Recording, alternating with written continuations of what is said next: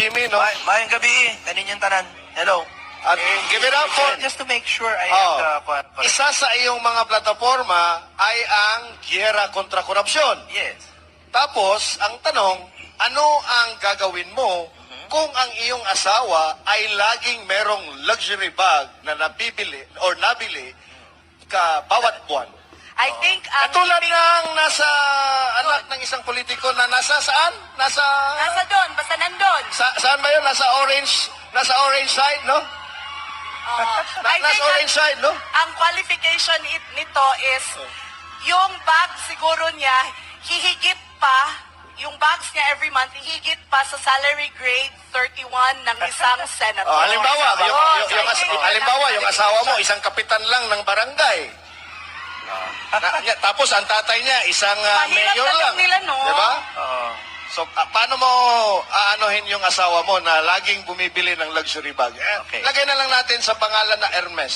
So you're saying, kung ako yon Yes, versus yung totoong tao na yan, tama. Oh, gugulatin ko kayo sa sagot ko. Okay. Gugulatin ko kayo. Okay. Kung fire. ako yon at yung asawa ko laging may bagong Hermes, my wife is not a public officer, she's a lawyer. Okay. Hindi po bawal maging mayaman. Gusto ko nga yumaman kayong lahat eh. Yun! Kung gusto nyo bumili ng Hermes, go! Tama! Basta galing sa, sa Bisaya, paningkamot. Paningkamot, Paningkamot, yan. singot o dugo. Yan. Yun ang hindi bawal.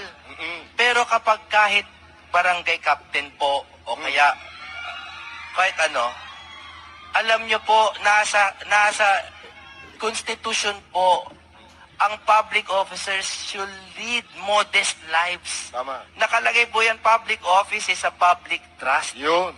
We have to lead modest lives. Hindi lang po sa hindi magnanakaw. Aha.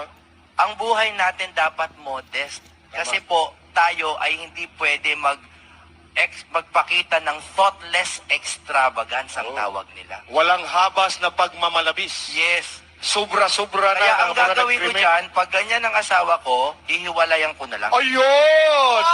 Kayo ba, hihiwalayan ninyo ang inyong mga asawa na bumibili ng Hermes buwan-buwan?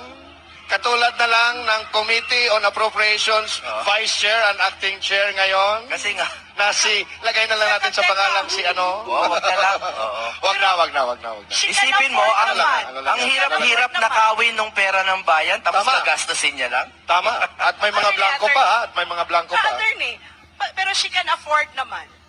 Di pa rin. Kasi modest life. No, because you have to lead modest lives. Alam nyo po, kung kayo po gusto nyo magpare, no? Ito serious, please listen, no? Gusto nyo magpare, pero mahilig kayo sa babae.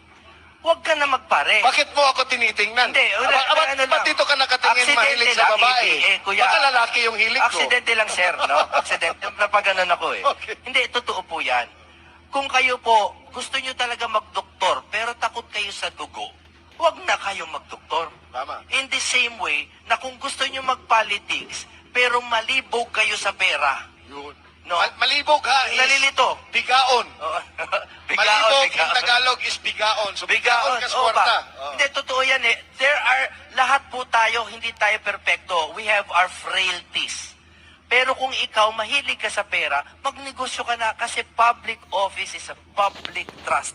Yun. You have to lead modest lives. Yes.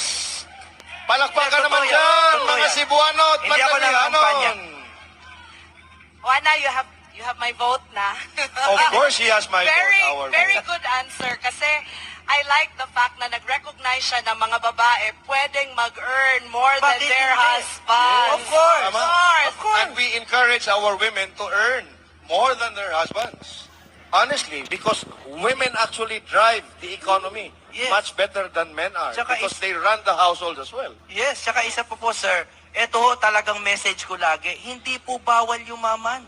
Hindi bawal. Hindi bawal. Kailangan natin magpayaman. Huwag lang pera ng bayan. Tama. Correct. Yes! To Jimmy Bondok,